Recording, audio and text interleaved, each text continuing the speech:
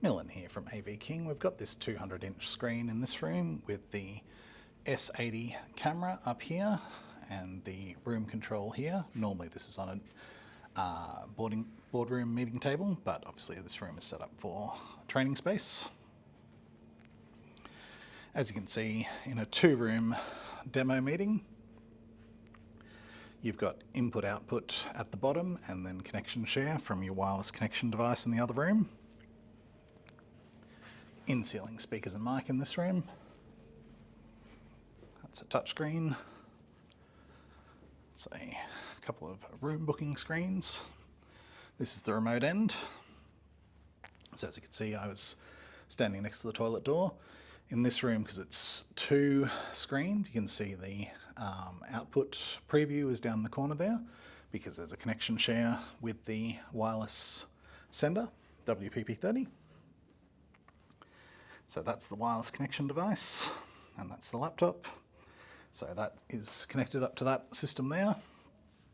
So you've still got remote into the call, preview in the corner, and dual screen. Like this is the much better way to set up a meeting room, in my opinion. If we want to stop this call, stop this screen share, I should say. Let me see if I can get it all in frame.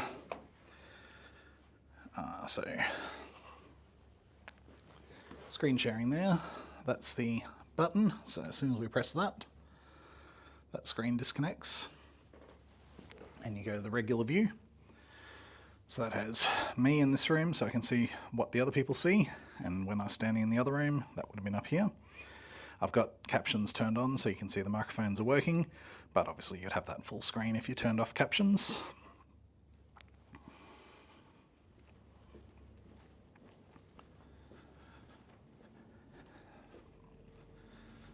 This is what the remote end looks like when you've got it set up normally.